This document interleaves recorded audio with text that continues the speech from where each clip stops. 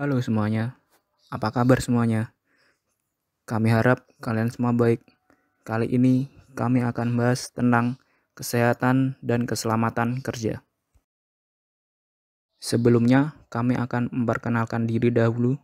Saya Andre Ramadhani dan teman saya Aprialdo Cahaya Marpau. Pengertian K3, keselamatan dan kesehatan kerja adalah upaya perlindungan yang ditujukan agar tenaga kerja dan orang lainnya di tempat kerja atau perusahaan selalu dalam keadaan selamat dan sehat, serta agar setiap sumber produksi dapat digunakan secara aman dan efisien. K3 bagi perusahaan. Perusahaan yang baik adalah perusahaan yang benar-benar menjaga keselamatan dan kesehatan karyawannya dengan membuat aturan tentang keselamatan dan kesehatan kerja yang dilaksanakan oleh seluruh karyawan dan pemimpin perusahaan. Perlindungan tenaga kerja dari bahaya dan penyakit akibat kerja atau lingkungan kerja sangat dibutuhkan oleh karyawan agar karyawan merasa aman dan nyaman dalam menyelesaikan pekerjaannya. Tenaga kerja yang sehat akan bekerja produktif, sehingga diharapkan produktivitas kerja karyawan meningkat. Pentingnya K3 bagi pekerja. Menurut Haryanja 2007, K3 merupakan aspek yang penting dalam usaha meningkatkan kesejahteraan serta produktivitas karyawan. Apabila tingkat keselamatan kerja tinggi, maka kecelakaan yang menyebabkan sakit, cacat, dan kematian dapat ditekan sekecil mungkin. Apabila keselamatan kerja rendah, maka hal tersebut akan berpengaruh buruk terhadap kesehatan sehingga berakibat pada produktivitas yang menurun. Keuntungan K3. 1. Karyawan dapat terlindungi dari kecelakaan kerja atau penyakit akibat kerja yang diakibatkan oleh operasional perusahaan. 2. Produktivitas barang akan meningkat jika para karyawannya sehat dan terlindungi. 3. Perusahaan tidak khawatir akan keselamatan karyawannya.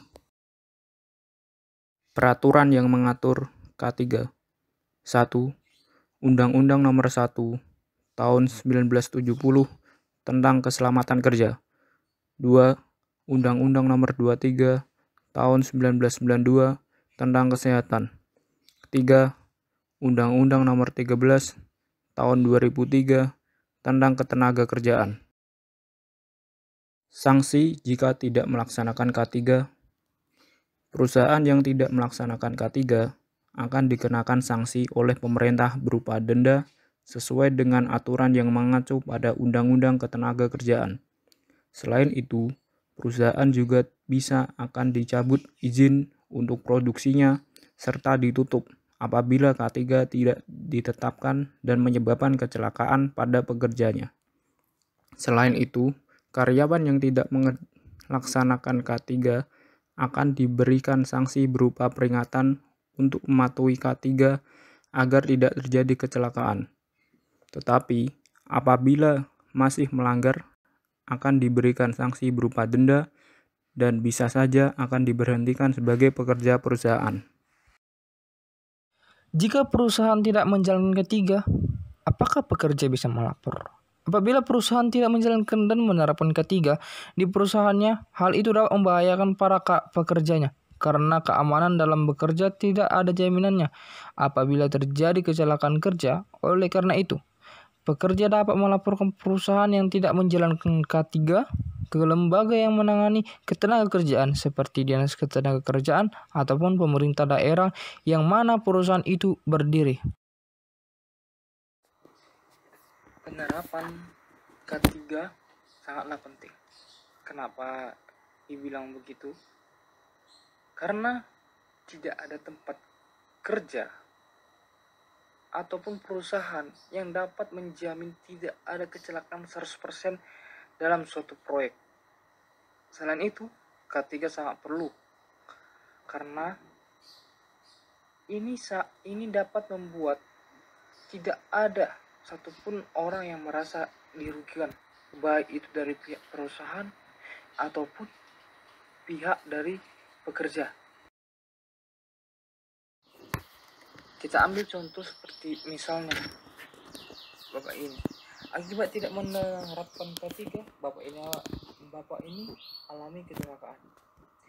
Dikutip dari natindonews.com, kejadian menimpa Sakti, warga Kecamatan Bumguran Barat, jatuh dari ketinggian 10 meter saat bekerja memasang rangka baja di gedung baru SMP N1 Sedanu dalam proyek revitalisasi ruang belajar. Ini adalah salah satu contoh yang menimpa para pekerja akibat lalai menggunakan alat pengaman saat bekerja. Akibat dari kejadian tersebut, korban mengalami cedera parah di bagian wajah dan lecet di bagian tubuh lainnya.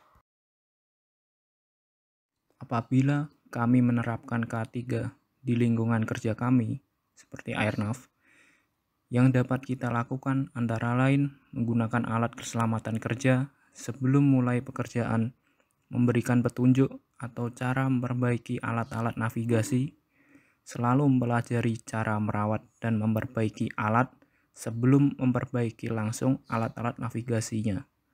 Selain itu, memperkirakan dengan matang sebelum memindahkan alat navigasi, selalu teliti dan fokus saat memperbaiki peralatan navigasi, sehingga dengan demikian dapat meminimalisir kecelakaan kerja. Demikian yang dapat kami sampaikan.